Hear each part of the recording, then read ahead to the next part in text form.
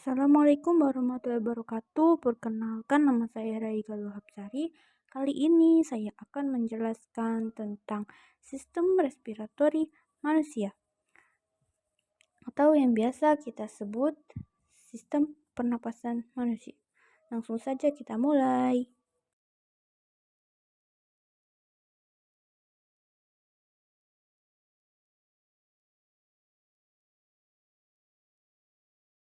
Ya, kita mulai dari pengenalan terlebih dahulu. Sistem pernapasan atau sistem respirasi itu adalah sistem biologis yang terdiri dari organ dan struktur-struktur lain yang digunakan untuk pertukaran gas pada hewan dan tumbuhan.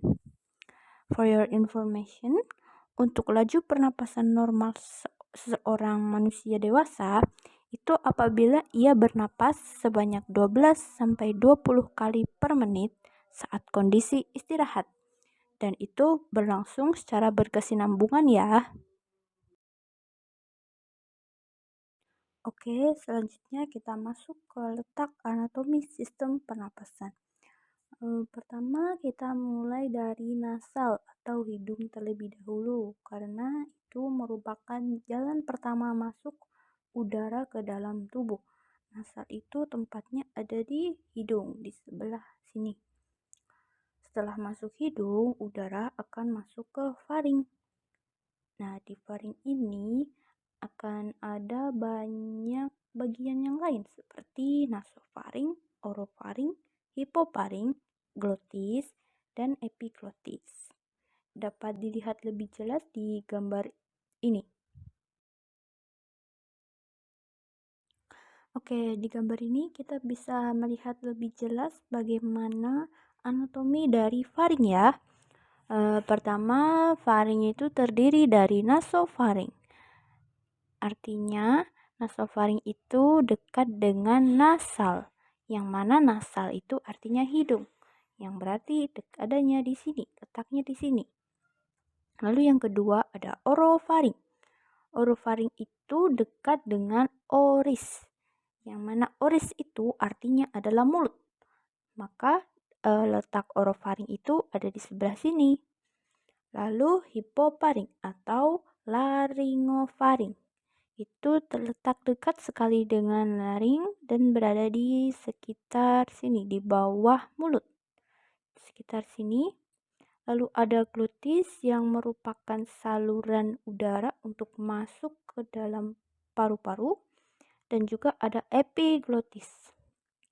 Epiglotis ini merupakan katup yang nantinya akan membuka dan menutup ketika kita sedang makan dan berbicara. Itulah kenapa kita tidak boleh berbicara saat makan karena bisa membuat kita tersedak. Ya, setelah faring kita lanjut ke laring dan trakea. Untuk laring itu letaknya ada di sebelah tadi ya, di sini. Dan untuk trakea itu tempatnya ada di sini. Yang banyak sekali cincin-cincinnya. Itu juga merupakan ciri khas dari trakea itu, yaitu memiliki banyak cincin. Setelah itu, udara akan bertemu dengan dua cabang yang mana itu bernama bronkus atau cabang bronkus. Bronkus itu memiliki dua cabang ya, yang ada yang ke kanan dan ada yang ke kiri. Yang ke kanan namanya bronkus principalis dextra, yang ke kiri namanya bronkus principalis sinistra. Setelah bronkus principalis itu bercabang lagi menjadi bronkus lobaris. Nah, untuk bronkus lobaris ini juga akan bercabang lagi yang akan dinamakan bronkiolus. Belum sampai situ, bronkiolus ini juga akan bercabang lagi menjadi alveolus. Nah, disitulah alveolus nanti akan terjadi pertukaran antara oksigen dan karbon dioksida. Untuk gambar yang lebih jelasnya bisa kita lihat di sini. Nah, ini dia gambar yang lebih jelas. untuk bronkus lobaris atau cabang dari bronkus principalis. Pertama kita mulai dari yang kiri dulu, atau bronkus principalis sinistra itu bercabang menjadi dua bronkus lobaris. Yang pertama atas itu namanya bronkus lobaris superior sinistra atau bronkus lobaris atas kiri, dan yang kedua yang bawah ini bernama bronkus lobaris inferior sinistra atau bronkus lobaris bawah kiri. Lalu kita lanjut ke yang kanan. Yang kanan ini memiliki 3 bronkus lobaris.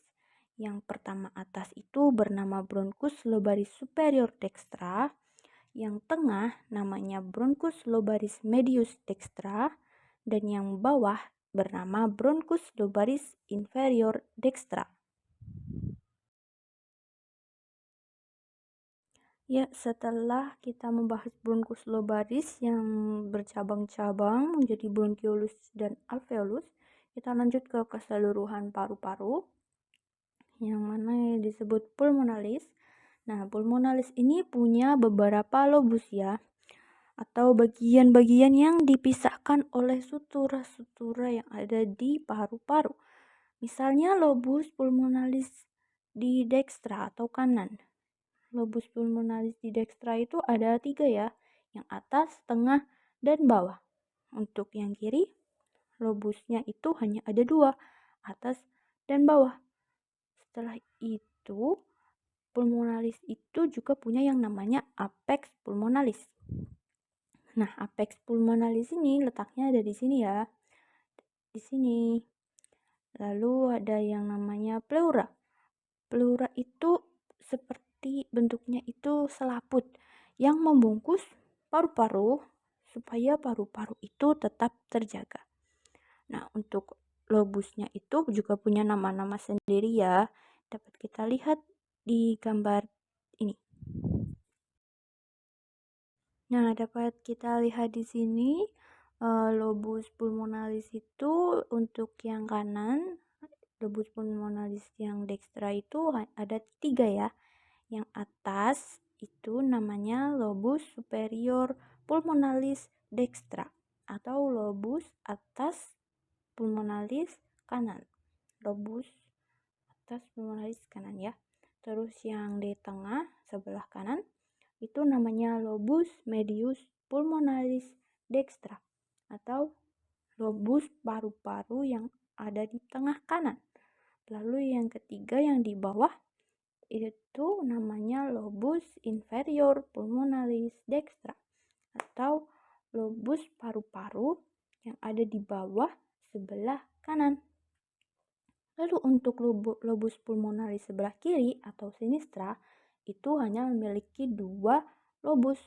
Yang pertama yang atas ini bernama lobus superior pulmonalis sinistra atau lobus paru-paru sebelah atas dan sebelah kiri. Lalu yang kedua yang bawah ini namanya lobus inferior pulmonalis sinistra atau lobus paru-paru sebelah bawah kiri. Nah, ini merupakan sumber dari foto-foto dan beberapa materi yang saya cari dan saya gunakan untuk membuat presentasi ini. Oke, terima kasih sudah menonton video penjelasan dari saya. Kurang lebihnya saya mohon maaf, semoga bermanfaat bagi kita semua. Wassalamualaikum warahmatullahi wabarakatuh.